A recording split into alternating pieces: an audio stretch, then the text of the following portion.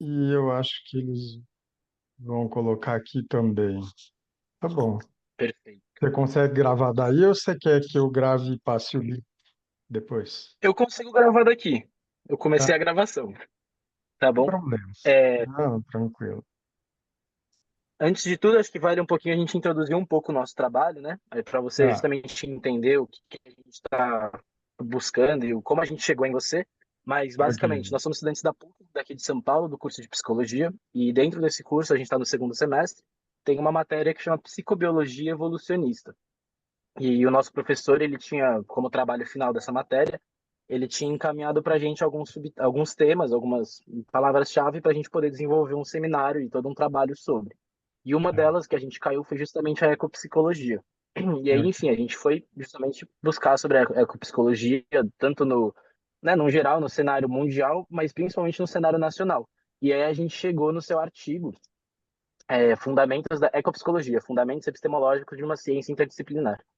E aí eu queria que você falasse pra gente um pouquinho, acho que de saída, como que foi despertado esse interesse pela ecopsicologia, sabe?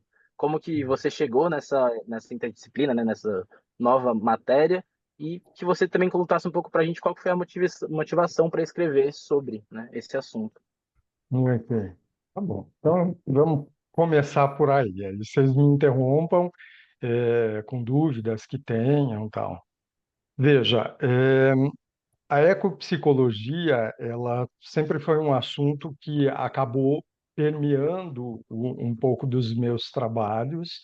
É, eu fui para um mestrado e um doutorado em neuropsicofisiologia, entrando muito nessa área, e chegou um determinado momento que eu queria trabalhar um pouco na questão ambiental, porque há muito tempo atrás isso começou a se discutir a questão ambiental, e eu via que a psicologia não tinha discussão nenhuma, e isso me incomodava muito, porque a gente via toda a desgraça que acontece com o meio ambiente, todo mundo fala nisso, né? Ah, o meio ambiente, a gente tem que cuidar do meio ambiente e olha o comportamento das pessoas, e isso me incomodava muito, porque quando eu ia buscar isso dentro da psicologia, caramba, não tinha nada. Psicologia tinha lá, psicologia ambiental, isso na minha época, né? Psicologia ambiental, mas era um trabalho muito pouco expressivo, e isso acabou me incomodando.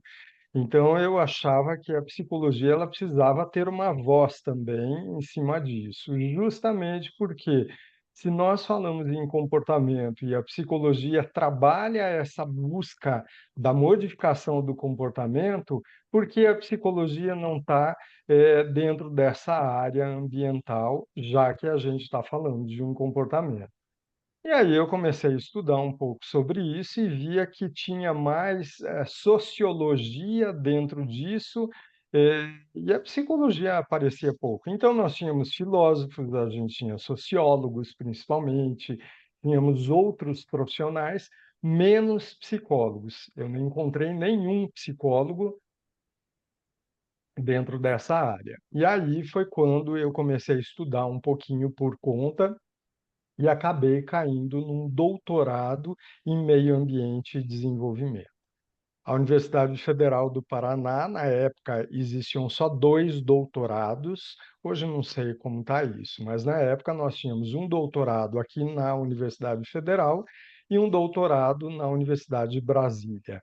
E esse doutorado, ele era um doutorado que tinha cátedra da Unesco e ele tinha um convênio com a Universidade Paris 7. Então, ele tinha um peso muito grande, né? E foi a partir disso que eu acabei me candidatando para a seleção de doutorado. E aí, para minha surpresa, é assim, né? Eu fiz a minha candidatura, logicamente, com todos os outros candidatos, porque é um doutorado interdisciplinar, e isso me chamou a atenção. Como eu tinha um currículo de muito peso e muitas publicações, então, lógico que né, a chance de não passar na primeira etapa de um doutorado era complicado, né? Porque era toda primeiro, uma seleção com base na tua produção científica. Mas minha surpresa foi quando eu fui para a entrevista. Eram 5 professores na banca e eu fui para essa entrevista. E a primeira pergunta que me fazem ali na banca é assim: olha, a gente não está entendendo. Você é psicólogo e tal, mas a gente não entende o que que um psicólogo está se interessando por esse doutorado em meio ambiente. Cara, aquilo foi uma punhalada para mim que eu fiquei assim, uma mescla de emoções. Eu fiquei puto da cara com a pergunta, eu fiquei frustrado com a pergunta, eu fiquei perdido ali, que eu falei, caramba, o que está acontecendo, né? O que que é isso? Eu jamais esperava ter um tipo de pergunta assim. Aí eu juntei todas as forças para isso, né, e disse comecei assim, né, falando que para mim é assim, eu sou psicólogo, eu estudo comportamento e a partir do momento que eu vejo que existe um meio ambiente, que existe uma catástrofe, que existe uma preocupação e que a grande parte dessa catástrofe é ocasionada pelo ser humano, pelo comportamento do ser humano, aí isso faz sentido eu, enquanto psicólogo, estudando o ser humano e o comportamento do ser humano, estar me candidatando para um doutorado em meio ambiente, justamente porque eu acho que eu tenho muito a contribuir com a mudança do comportamento. Porque aí eu falei uma coisa que foi bastante pesada na época, eu disse: "Eu não acredito só na educação ambiental". Todo mundo fala de educação ambiental, todo mundo sabe que nós temos que ter uma educação ambiental, mas ninguém faz nada para isso, né. Então, a minha questão grande é assim: e daí? Onde está essa história toda do comportamento? Então a minha história começou por aí. A partir dali o povo arregalou os olhos, poxa, faz sentido mesmo. A gente sempre, discutiu, mas nunca foi a fundo da necessidade de ter um psicólogo aqui dentro, com a gente no meio ambiente e tal. Enfim, acabei entrando para esse doutorado em meio ambiente.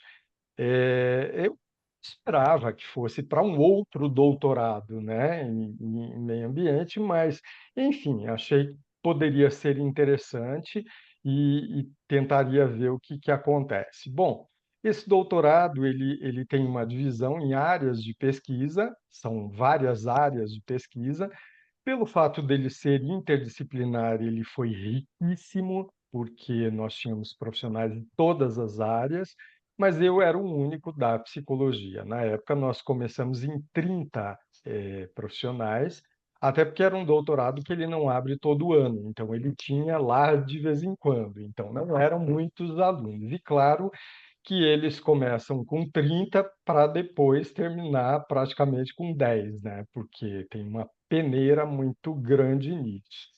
Bom, e aí eu fui para uma área de pesquisa que era a epistemologia, e aí, as disciplinas eram muito juntas com todos os outros colegas, o que para mim foi muito surpreendente, porque, trabalhar com profissionais diferentes, que tenham diferentes visões sobre o mesmo problema, eu nunca tinha passado por essa experiência, né, porque o nosso mundo da psicologia, infelizmente, até hoje, ele se fecha em guetos. Ele fica fechado, o psicólogo sobe no pedestal e o psicólogo não dialoga com ninguém.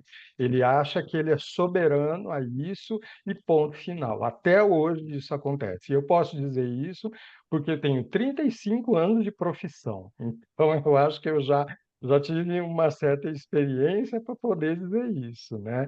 Eu acho lamentável isso. E foi muito surpreendente para mim o fato de trabalhar com esses outros profissionais, com essa interdisciplinaridade e ver a riqueza disso, né, da gente poder discutir, os problemas ambientais, que era o foco. E foi muito legal, porque cada um trazia a sua visão. E lógico que eu, como psicólogo clínico de base haitiana, né, que tem todo. Reich, ele já é discriminado na psicologia. Vocês estão no começo disso, mas vocês vão ouvir muito. O cara era louco, o cara era um pervertido, uns absurdos de profissionais que não têm ideia da besteira que falam sem conhecer. Isso é a pior coisa que existe, né? É, mas é assim, quando eu entrei nisso, o pessoal da sociologia e até professores entravam na sala, a gente tem um Reichiano aí, quem é? E não sei o quê. Nossa, eu gosto muito dos livros de Reich, eu li muito Psicologia de Massa do Fascismo na época da faculdade, tem Escuta Zé Ninguém, e não sei o quê. Reich, ele afrontou a psicanálise, Reich, ele levantou a bandeira mostrando que a psicanálise tinha que ser sair daquela elite toda e tal.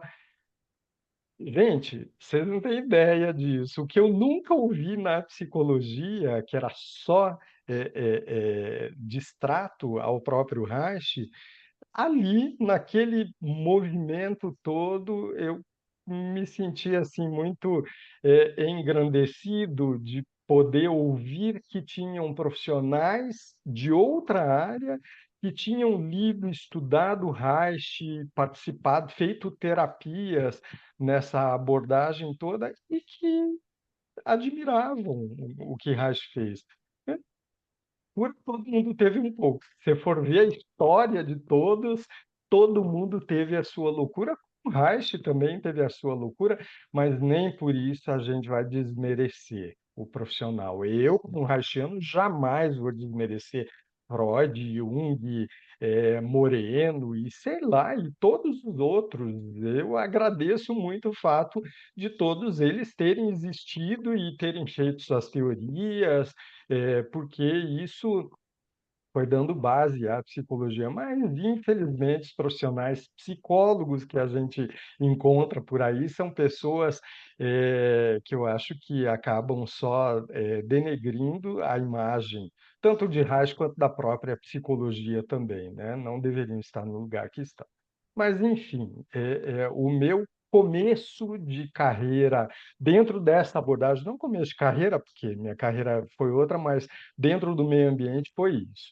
E aí, nesse movimento todo, foi quando eu resolvi pensar a minha tese de doutorado em cima disso, né? Claro que você, dentro de um doutorado, você precisa construir teses e tinha muitas ideias. Eu queria fazer coisas muito diferentes, principalmente no começo do meu trabalho, o foco era sobre os maus tratos aos animais. Então, eu precisava pensar alguma coisa. E aí eu comecei a fazer entrevista com essas pessoas que maltratavam os animais. Era tudo muito pesado. Eu ia na delegacia de crimes ambientais, fazia entrevista com pessoas, né, com criminosos mesmo, e era tudo muito frustrante, porque os crimes ambientais eles não são punidos, eles ficam, o máximo era pagar uma cesta básica, e até hoje continua assim,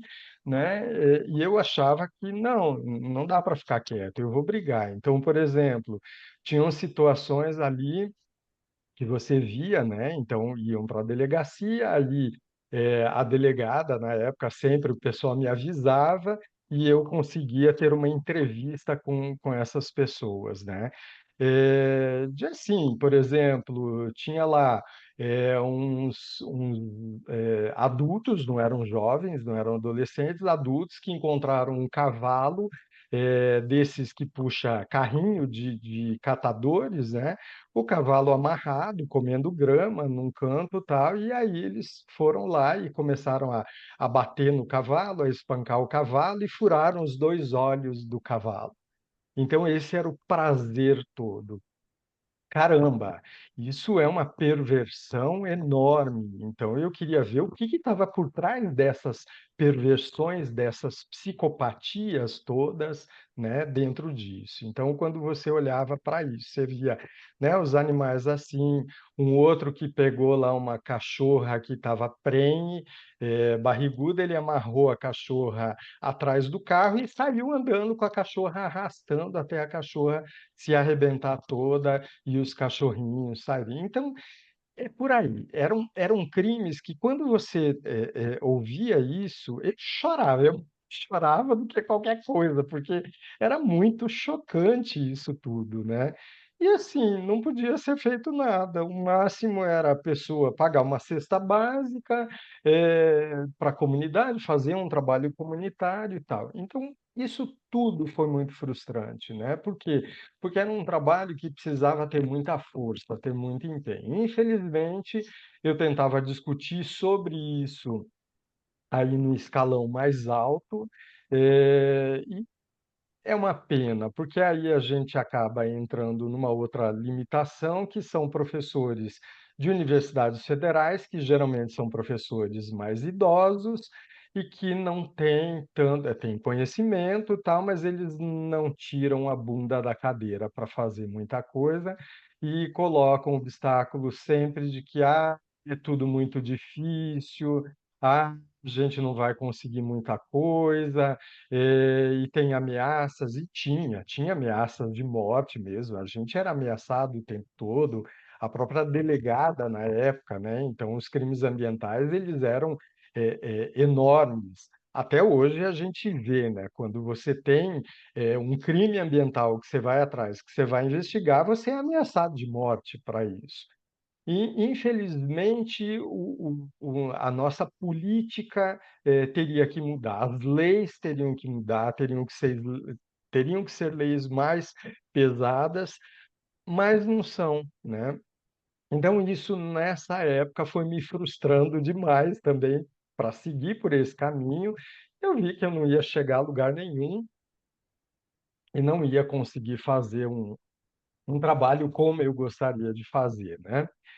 E eu acabei, então, enveredando para uma coisa muito mais teórica, falar desses fundamentos epistemológicos que dão base a uma ecopsicologia, né? Então, juntar o diálogo da psicologia com a ecologia, com o meio ambiente, para tentar colocar uma sementinha naquilo, porque era tudo que podia ser feito mesmo, né? E, a partir dali, eu construí a minha tese de doutorado, é pública, está aí. Não foi a tese que eu gostaria mesmo de ter feito, né? Mas ela foi uma sementinha que ela colhe frutos, vira e mexe ela colhe frutos, inclusive vocês chegaram até mim, né? Por causa do artigo, e por causa disso, então, eu resolvi pensar que é assim, é tudo que dá para fazer, mas a partir disso, né, eu posso escrever alguns artigos, eu posso falar disso, eu posso apresentar, para que as pessoas se mobilizem também. Mas o grande foco, a grande chave, ela ficou muito nessa questão da falta de expressão da psicologia dentro dessa área. E eu acho que seria uma área muito interessante. No entanto, quando eu terminei, a minha disciplina ela ficou focada muito na ecopsicologia e acabou se tornando uma disciplina que eu acabo ministrando ela em alguns lugares, sempre me convidam para isso, e eu acho legal porque dá para a gente poder falar de muita coisa e ter essa junção também. Então, isso, esse foi o começo desse trajeto todo. A gente, primeiro, prazer de estar falando com você. Muito obrigada pela disponibilidade. E a gente entrou agora no curso, mas a gente compartilha algumas dessas frustrações já, nesse sentido de que a gente tinha uma outra noção de psicologia e a gente vê que, na verdade, hoje ela ainda é muito limitada, né? Principalmente no quanto ela forma dicotomias, ela separa sempre o indivíduo de outras coisas, como, por exemplo, o meio ambiente, né? Então, isso frustra um pouco a gente também. E eu acho muito importante esse diálogo para a gente pensar também numa psicologia mais crítica, né? Eu acho importante seu trabalho para isso. Mas você sabe que, falando nisso, né, engatando, Laís, Você vê, quando entra Reich e tenta tirar a dicotomia mente-corpo, ele é excomungado da própria psicanálise ali. E até hoje a psicologia não coloca o corpo dentro desse processo.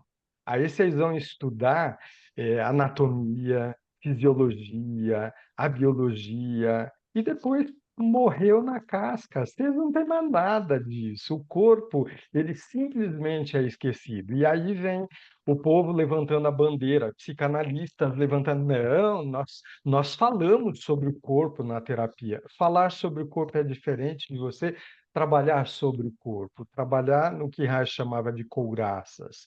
É um caso diferente, é assim, onde está a psicologia? Onde está a expressão da psicologia dentro disso, né? Onde está a disciplina psicologia ambiental ou ecopsicologia, que a gente pode colocar no currículo? Então, eu entendo isso, a frustração de vocês, a minha foi muito grande, né, dentro dessa história toda, mas eu sempre acho que assim, que o problema não é a psicologia, o problema é aqueles que tentam fazer a psicologia, são os coordenadores de curso, são os professores, né? E às vezes a gente acaba deixando esses professores terem voz e nós não, enquanto alunos, nos calamos perante essas questões todas, o que não deveria ser. A gente tem que brigar mais por isso, tem que dizer, peraí, isso não é psicologia.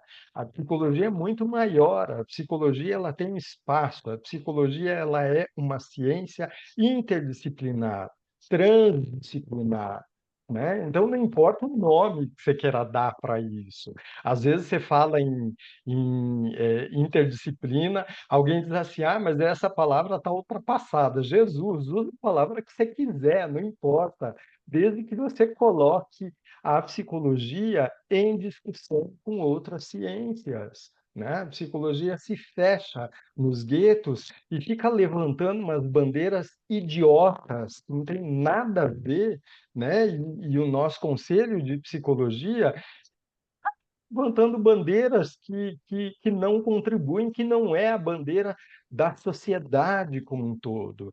Então, a gente tem que pensar que nós podemos fazer a diferença. Vocês fazem a diferença enquanto estudantes. Então, vão atrás. A faculdade, claro que não dá para a gente cobrar da faculdade como um todo, porque a faculdade tem um currículo, a faculdade tem um sistema é, que às vezes ela tem que cumprir aqueles requisitos. Mas a gente pode abrir isso também. Às vezes você vê faculdades, hoje em dia está bem polêmico isso, porque tem faculdades que são inteiramente psicanalistas, né? Psicanalítica ali.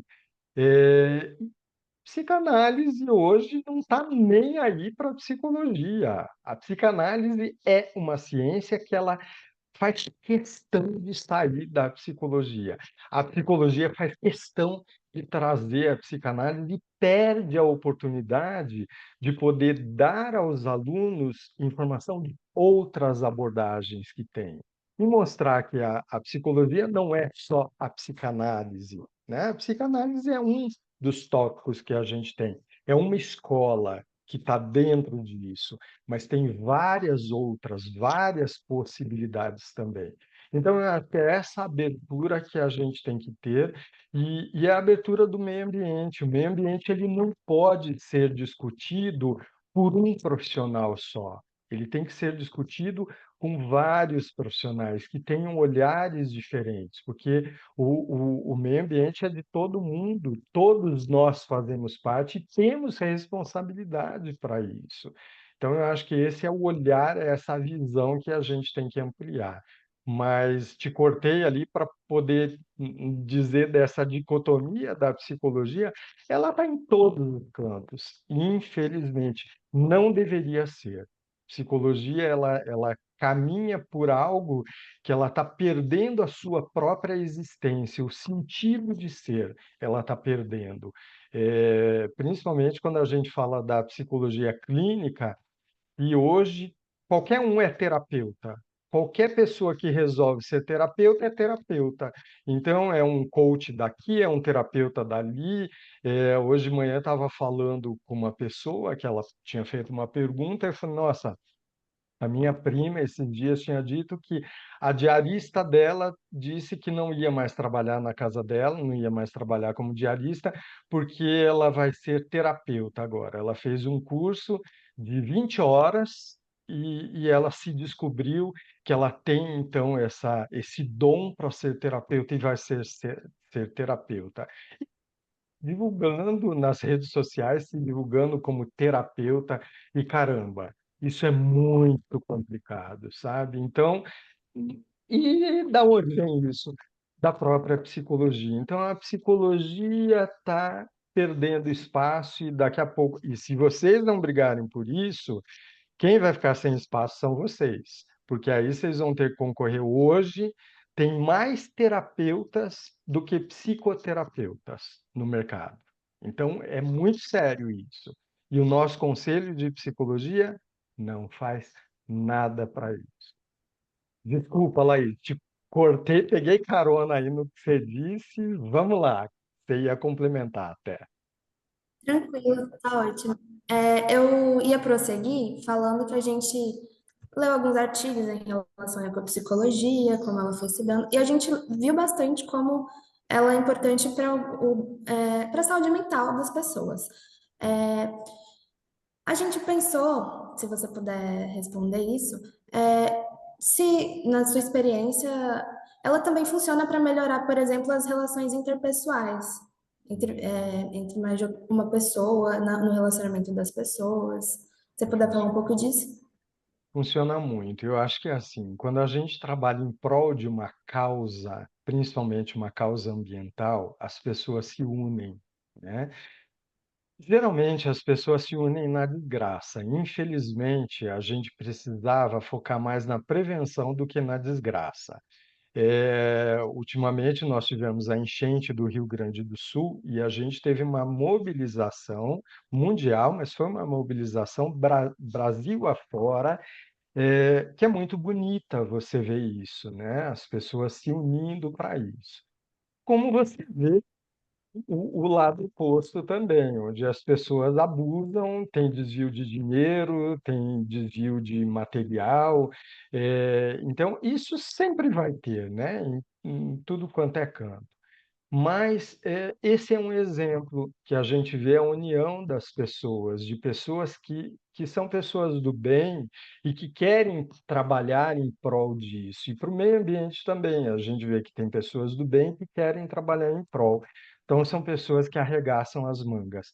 É muito lindo quando você vê os trabalhos comunitários. Tem lugares, né, que fazem as hortas comunitárias, os cuidados, condomínios que trabalham com isso, que trabalham com a conscientização das pessoas, as escolas. A gente vê que, às vezes, desde o jardim de infância ali, as crianças são estimuladas a cuidar de uma horta, a cuidar de um animal, a cuidar do lixo, e cobrar de outras pessoas também. Então, isso está diretamente atrelado à saúde mental, à saúde do ambiente e à saúde mental. Como é que a gente vai ter uma saúde física e mental num ambiente com catástrofe, num ambiente onde as pessoas correm risco? Isso é muito significativo. Teve um trabalho na minha época de doutorado que a gente fez sobre a temperatura das casas de favela. As favelas, elas usam lonas para cobrir as suas casas e telhas dessas, tipo eternites e tal, folhas, chapa de zinco, latas. E isso traz uma temperatura altíssima. E a gente está falando de Curitiba, que é uma temperatura fria que a gente tem na grande maior parte do tempo, mas isso foi uma pesquisa no verão, no auge do verão. E a gente foi descobrindo assim o nível de irritabilidade das pessoas, a agressividade das pessoas pelo desconforto naquela favela e pelo calor que tinha. Então, a gente pode atrelar que tem o desconforto, mas imagina você embaixo de um teto para dormir sem ventilador, com uma telha que tem um calor grande. Então, as pessoas elas não dormem direito, elas acordam no outro dia, não produzem no seu trabalho, como poderiam produzir, ficam irritadas, ficam agressivas. Isso faz com que muitas vezes tenha essas brigas entre as famílias, briga no próprio trabalho, a falta de produtividade no trabalho causa advertência, causa demissão. Isso é saúde mental, né? Então, por aí vocês veem quanta coisa a psicologia pode fazer também com outras áreas que a gente pode falar, isso é uma questão ambiental. Caramba, olha só, então vamos orientar. Às vezes a pessoa tem um terreno enorme dentro, na sua casa, e ela não tem uma horta, ela não tem nem ideia de como vai fazer a horta, ou ela diz assim, ah, mas a terra não é boa daqui. E a terra fica árida, fica seca, né? Então, quando a gente trabalha isso, quando você instrui as pessoas, quando você instrui a família, quando você instrui o condomínio, a escola, você vai trabalhando essa união também entre as pessoas. Então, o lado social, ele está presente dentro disso. Então, isso é muito legal, sabe? Das pessoas curtirem. Aqui em Curitiba eu moro no bairro Jardim Botânico e moro perto. Então eu sempre vou caminhar, correr no parque e tem uma ruazinha que eu passo por perto que é atrás de um condomínio que essa ruazinha é uma ruazinha praticamente fechada, próximo à linha do trem. E o pessoal do próprio condomínio usou aquele espaço próximo da linha do trem, que você não pode colocar nada, construir nada, eles usaram para fazer uma horta. E eles plantaram flores e hortaliças e alguns pés que tem ali super bonitinho. Todo mundo do prédio cuida daquilo. Então, todo mundo vai lá, todo mundo cuida, é, todo mundo pode colher também. E tem plaquinhas que eles colocam, que é de todos, né? Então, eles colocam. Ali tinha, uma vez eu li a plaquinha, era assim: todos podem se beneficiar. Use, leve para casa, mas cuide, né? Outra plaquinha é: retire só aquilo que você realmente vai precisar, pense que tem outras pessoas que precisam também. Então, isso é um trabalho social, isso é um trabalho psicológico que tem por trás disso e que eu acho que está tudo muito junto. Então, essa é uma área que ela tem um espaço muito grande que ela pode ser explorada também. Respondi o que você queria? José, outro ponto que a gente estava querendo abordar também é um pouquinho mais, acho que dentro da ecopsicologia, que é um pouquinho sobre as práticas terapêuticas. E Muito aí, bem. dentro quais seriam essas práticas terapêuticas, mas também quais seriam esses desafios, né, de aplicar essas práticas terapêuticas em um mundo que é isso, como a gente comentou, está cada vez mais industrializado e também é um mundo que, quando ocorre algum crime ambiental, como você mesmo colocou, é não se pode investigar a fundo porque acontece aquela questão das ameaças, enfim, como você pontuou e muito bem pontuado, e confesso que eu não fazia ideia que era nesse nível tão para baixo assim. Mas eu queria que você falasse um pouquinho dessa questão de como são as práticas terapêuticas de conexão, sabe, do humano com a natureza e quais são os Hum, desafios que essas práticas estão encontrando hoje em dia, tendo o contexto, né, social que a gente está. é. Olha só, um ponto bem central, né, que me fez olhar para essa questão ambiental na minha época de psicólogo foi o próprio Reich. O Reich, ele fala muito da questão ambiental, não dessa forma, né, do jeito dele, mas ele sempre dizia que o homem, ele colocava assim, né, como o homem se afastou da natureza e ele se afastou das suas próprias raízes, ele se afastou da terra, e ele precisa resgatar de novo a sua natureza, ele precisa se resgatar como parte dessa natureza. Nós precisamos ter a consciência de que nós somos parte desse meio ambiente, que nós pertencemos a esse meio ambiente. Então, quando Reich fala isso tudo, ele também faz um paralelo com a prevenção da neurose.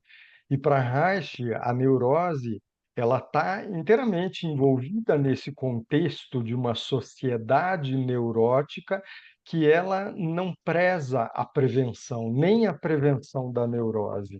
Então, quando a gente fala no meio ambiente propriamente dito, em termos de práticas, a gente tem as práticas que são emergenciais, logicamente essas todas, mas nós deveríamos ter mais práticas preventivas. E é exatamente o que Reich também falava com a prevenção da neurose. Reich dizia: a neurose ela pode ser amenizada, ela pode ser prevenida se nós tratarmos o que ele chamava de crianças do futuro de forma diferente, porque a criança do futuro vai ser o adulto lá na frente. Então, Reich dizia que nós precisávamos ensinar os pais a serem pais, pais afetivos, pais amorosos. Nós precisamos ensinar os pais que o bebê no ventre materno, ele sofre pelas consequências do estresse da mãe. A mãe sofre e ela se estressa quando o pai passa por algum problema ou tem uma briga de casal. Então, nós teríamos que trabalhar o casal, nós teríamos que trabalhar o útero, que preparar o útero da mãe para que recebesse essa criança e acolhesse essa criança no ventre materno ao longo de 9 meses. E isso é um ponto que chamavam Reich de louco. Imagine só que a criança no ventre materno vai sentir os efeitos do estresse da mãe. Os psicanalistas adoravam dizer isso na época, né? Que era um absurdo, que Reich era louco. Então, quando vocês escutarem que Reich era louco, era exatamente por essas questões que ele dizia que o bebê na barriga da mãe sentia os efeitos do estresse. Isso é loucura. Então, ele falava da prevenção da neurose. A gente fala da prevenção ambiental. Então, quais são as práticas que a gente precisa ter? Primeira prática, conscientização. E conscientização é você pegar a desgraça, colocar na frente da pessoa e dizer: tá vendo? Tá aqui. É que nem parar de fumar. A gente fala que é assim: o cigarro causa câncer, o cigarro causa dependência, o cigarro não sei o quê. Todo mundo sabe disso. Mas ninguém para de fumar enquanto você não pega uma pessoa, não é nem um fígado, porque às vezes você pega um fígado e você mostra para a pessoa um pulmão, você mostra para a pessoa um órgão qualquer, o próprio estômago que você mostra para a pessoa. Não, não vamos para o órgão. Vamos pegar uma pessoa que tem um efizema pulmonar porque ela fumou o tempo todo e mostra essa pessoa no final da vida dela. E aí, quando você olhar para aquilo, que você vê que a pessoa não consegue respirar, que a pessoa tosse o tempo todo, aquilo é chocante. E aí, quando você se choca com isso, você fala: caramba, olha só o caminho que eu estou tendo, né? E aí você para de fumar. Então, algumas práticas, infelizmente, elas precisam ser um pouco mais chocantes para mobilizar as pessoas. Porque se elas não forem chocantes, a gente não alcança o limiar das pessoas. Por quê? Porque a gente já ficou mais congelado emocionalmente. Eu acho que a gente foi se acostumando com essas desgraças todas e é assim, como se fosse comum uma pessoa tacar fogo na mata. A gente está num período de queimadas, e queimadas que são queimadas muitas vezes provocadas, né, por pessoas por jogo político, às vezes, que é assim: eu sou contra o teu partido, então eu vou lá e taco fogo para poder mostrar isso. É mais fácil a gente tacar fogo na cana do que a gente roçar, e assim vai. Então, o que que acontece? Por que isso? Porque tem impunidades, porque não tem o empenho das pessoas, então a gente vai se congelando. Olha só a psicologia onde entra. A gente foi se congelando nas nossas emoções e hoje é assim, se você vê uma pessoa caída na rua ali na tua frente e a pessoa estiver mal vestida, você passa perto e nem olha, né? Nem dá bola para a pessoa. Se é uma pessoa que está bem vestida, você ainda olha e às vezes para, nossa, aconteceu alguma coisa. Isso é o que não pode acontecer. Então, a gente está caminhando para um processo de congelamento das nossas emoções. E quando a gente fala do meio ambiente, é muito isso que está acontecendo. As pessoas elas estão se congelando para essa questão ambiental e o desmatamento continua, né? Então tá lá, você olha para a Amazônia, para o território todo, vamos pegar o Amazonas, né?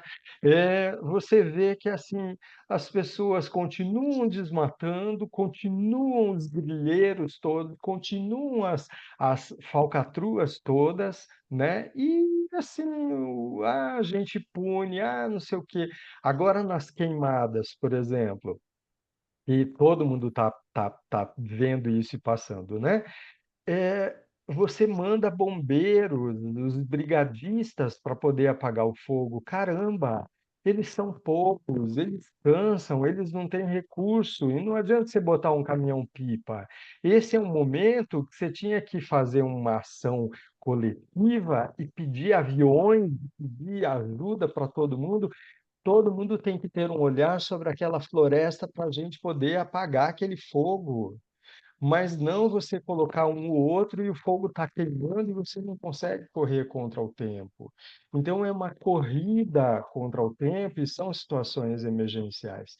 Então, esse é o trabalho de conscientização que a gente tem que fazer e tem que, assim, tem que anunciar mais, tem que divulgar mais, tem que pegar no pé das pessoas e daí entram as redes sociais e os canais de comunicação de pegar no pé e dizer assim, vocês políticos que representam o nosso país, o que é que você está fazendo para poder combater esse fogo? E não é um só, são todos, né? Então, a gente não pode se calar. Então, quando o Francisco pergunta dessas práticas, a gente tem, primeiro lá, as práticas de uma educação ambiental para criança, porque criança se educa. Agora, o adulto ele já foi educado. O adulto ele precisa de uma prática de intervenção mais pesada. Ele precisa de uma prática de conscientização ambiental. E para ele se conscientizar, você precisa botar, ó, tá aqui, na tua frente. Às vezes é a gente pesar no bolso as multas e brigar por isso. Então, criança educa, adulto conscientiza. E às vezes a gente conscientiza com choque. Então, isso são práticas ambientais que precisam ser feitas, que precisam ser mostradas. Eu me lembro quando eu era adolescente, se eu não me engano, um pouco mais, teve uma propaganda, era adolescente, acho que eu estava no começo da psicologia, teve uma vez, falava-se muito sobre aborto, né? A proibição de aborto e não sei o quê. E aí, uma das propagandas, eles colocavam um feto dentro de uma caixa de sapato. Não me lembro o que que era, mas eu me lembro que foi uma polêmica, porque era tipo uma propaganda, é isso que você quer, olha o que você está fazendo para o seu bebê. Tocante aquilo, de você ver um feto dentro de uma caixa de sapato.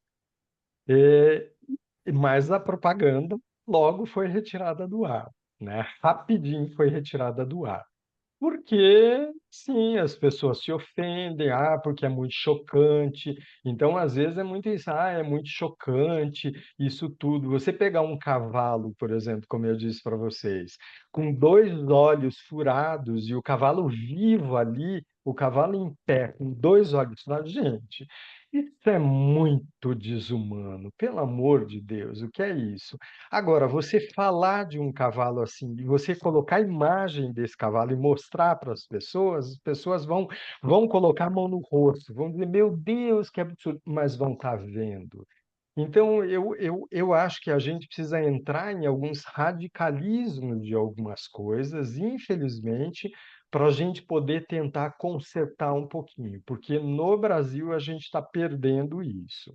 Fora do Brasil, claro que a gente tem isso, mas olha, são exemplos, né? Você vai para os Estados Unidos, tem outras crises, tem outras questões, tem um consumismo inteiramente desenfreado, né? Então não dá para a gente dizer que, nossa, eles são um país modelo, porque longe disso, né? Mas eles têm um trabalho em escola, principalmente com a questão ambiental, da preservação, da limpeza, e que é muito legal e que funciona muito bem. Europa também, enfim, né? A gente sabe que é possível fazer. Bom, eu poderia ficar horas aqui falando disso, né? Mas deixa eu me calar e dar espaço para perguntas. Então, antes da gente puxar a próxima pergunta, Laís, só um adendo que eu achei muito interessante quando eu estava lendo aquele artigo que a gente trouxe para você, seu, você trabalha muito essa questão da sociedade consumista e também essa questão do como o hábito da sociedade mudou em relação à natureza, que antes era um hábito de aquilo que que você trouxe, né? Um hábito de lazer, de conexão, e hoje em dia é quase assim uma consumação desenfreada. Você até coloca aqui, né? A gente está consumindo sem pensar nos próximos que vão estar aqui depois da gente. Você coloca aqui no resumo do artigo. Então, acho é É, um ponto que, quando eu li assim, eu lembro que eu parei assim, eu fiquei pensando, cara, realmente, o hábito do ser humano com relação à natureza, a maneira como ele se relaciona, hoje em dia, assim, pelo modo consumista capitalista da nossa sociedade, que pensa 100% no lucro, a gente deixou de aproveitar e de se reconectar com a natureza, que é um lugar que realmente, é o que você falou, voltar às nossas origens, né? Então é uma coisa que quando eu isso. li assim, eu fiquei tipo, sabe, cara, É, que não tinha feito essa conexão ainda. Foi muito, muito legal fazer essa conexão. é Desculpa, Laís, pode falar. exatamente isso. A gente entra numa sociedade consumista exagerada, né, de coisas que a gente realmente não precisa, e a gente vê que é tudo assim, é tudo uma imagem. Você vai comprar um produto, por exemplo, hoje ele tem caixas, ele tem embrulhos, ele tem pacote. Você só vai consumir o produto que está ali. Você vai comprar uma caixa de perfume, você vai comprar um perfume, você vai usar o perfume. Então, se nós tivéssemos essa consciência, a gente iria dizer: eu só quero o perfume dentro de um frasco e um frasco reciclável. Mais nada do que isso. Eu não preciso da caixa do perfume, né? Eu não preciso. Ok, põe num saquinho, bota dentro de um saquinho, amarra o saquinho e acabou. Mas põe numa caixa, no envoltório, numa embalagem, daí você põe um papel de presente, aí você põe um laço, aí você põe etiqueta. Isso encarece o produto e olha só, nós somos consumistas pelos olhos disso tudo. E é isso que tem que mudar, é essa conscientização. Porque é um lixo. Hoje a gente está com um problema de lixo eletrônico. Às vezes é tudo porcaria. Você tem um celular, daqui a pouco esse celular precisa ser trocado também, né? Tudo descartável, porque se você não troca o teu celular, eu antes tinha uma prática, né, de não trocar. Não, não vou trocar o celular, não vou trocar o celular. Mas a porcaria do celular não funciona porque ele não atualiza mais. E aí você tem que descartar aquele celular. Então, as empresas teriam que ter essa consciência de que, assim, meu, você não pode fazer um produto descartável. Então, se você está vendendo aquele produto, você é responsável por recolher aquele produto, né? Então, a responsabilidade tem que ser tua do começo ao fim. Os americanos, por exemplo, hoje em dia, eles processam muito as empresas tabagistas, porque tá lá, o cigarro causa câncer. E eles pegam grande parte do dinheiro para investir nas pesquisas e tal. Então, a coisa é assim, é claro que as pessoas vão atrás disso, entre aspas, porque querem, fuma porque quer, mas isso causa uma dependência, e se é um produto que causa dependência, qual é a responsabilidade da empresa que coloca esse produto no mercado? Ela teria que ser responsável, então, para poder tratar daquele que se tornou dependente, né? Então, eu acho que tem consequências. Qual é a consequência de um produto que você está colocando no mercado? A gente está vendo a consequência do meio ambiente. A gente destruindo o meio ambiente, queimadas, diminui as plantações. A consequência é para todo mundo. Todo mundo está sofrendo com isso. Agora, e o cara que faz um desmatamento para ele colocar gado na terra dele? O cara está ganhando. Ele ganha horrores com isso. Ele deveria pagar. ele deveria arcar com as consequências disso, né? Então, eu acho que é essa conscientização que a gente tem que ter e que Reich dizia, o ser humano ele está se desligando dessa natureza e a gente precisava voltar para essa natureza. Então, eu acho que é um resgate mesmo como um todo. Não é fácil, não é ilusório também, né? Porque às vezes fica só na ilusão, não, é concreto. Precisamos falar mais sobre isso, trazer mais isso. Então, Acho que essa vai ser a última pergunta, que está chegando no finalzinho. Mas a gente, acho que ficou bem evidente nessa conversa a importância de unir a psicologia com a ecologia. E a gente ficou pensando também se essa nova noção de psicologia, de ecologia, elas não podem se relacionar também em outros campos. Por exemplo, você falou mais cedo sobre a questão das favelas, né? A gente sabe que certos grupos sociais acabam sendo mais impactados com os desastres ambientais. Então, será que a ecopsicologia também pode se dar em outros campos? Por exemplo, dialogar com as ciências sociais, se inserir no SUS, nas periferias? Enfim, se você puder falar sobre isso. perfeito. Esse é o trabalho interdisciplinar. Eu acho que ele é muito importante, porque não dá para a gente querer levantar uma bandeira sozinho. Todos precisam trabalhar em conjunto, né? Quando a gente fala disso, ainda na minha época de doutorado, a gente visitava muitas comunidades ribeirinhas, né? É, a periferia, a população bem pobre, bem precária mesmo, que às vezes eles moravam numa comunidade ali num rio contaminado. Então, tinham empresas que jogavam produtos no rio, contaminava o rio, eles não conseguiam ter água, não conseguiam ter peixe daquele rio.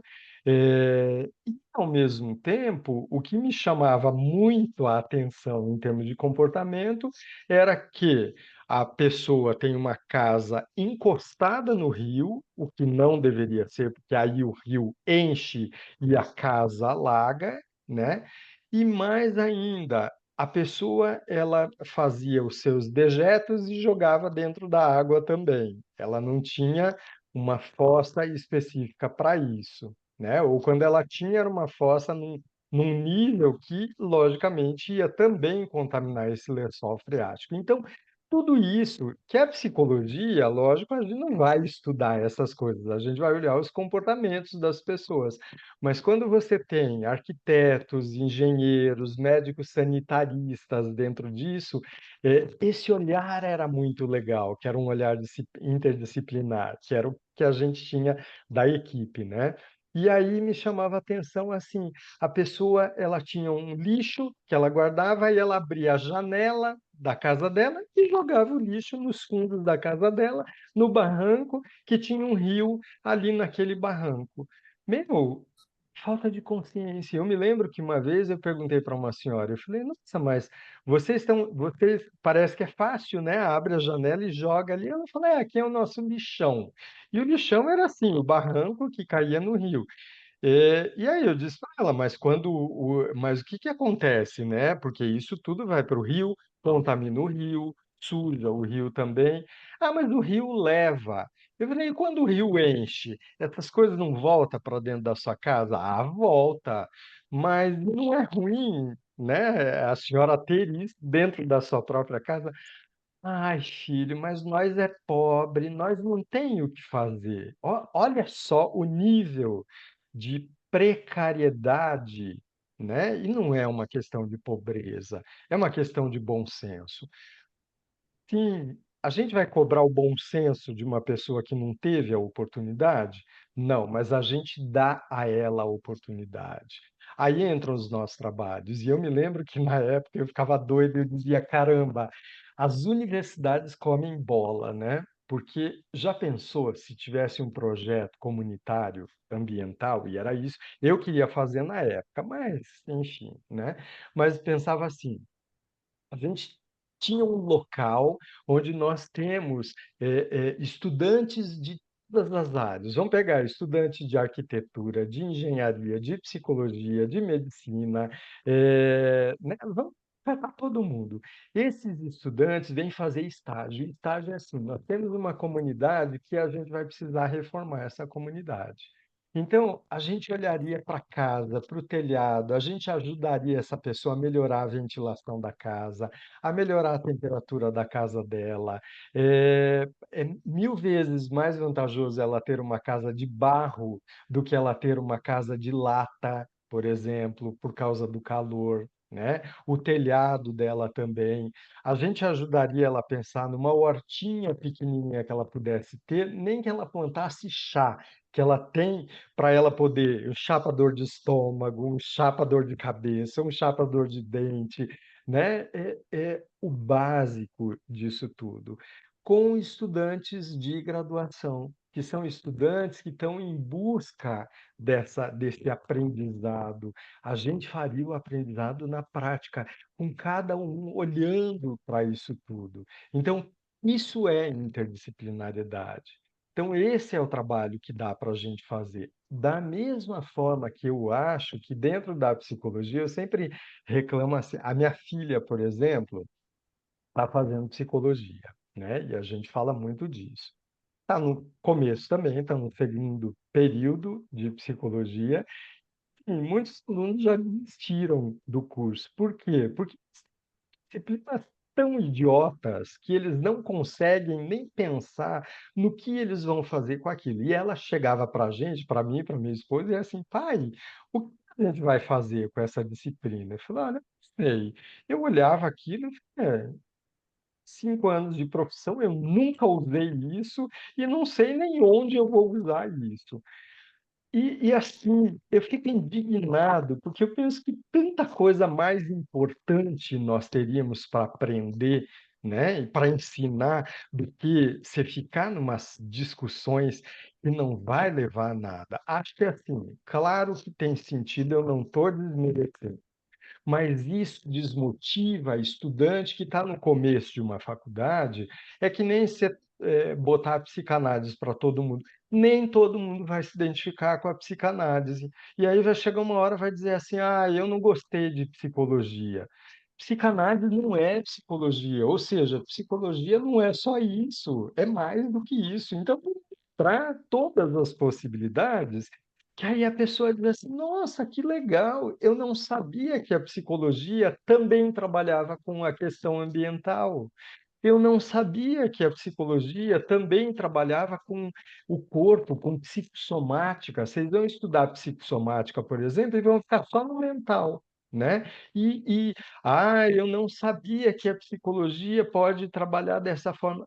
Tem tanta coisa, mas isso você tem que despertar o interesse nos alunos. Então, vocês vão ver quantos alunos desistem do curso quando chegam lá até o terceiro ano por falta de identificação com a psicologia, justamente porque é só isso que tem. Então, é uma idiotice que a própria faculdade ela perde alunos por causa disso.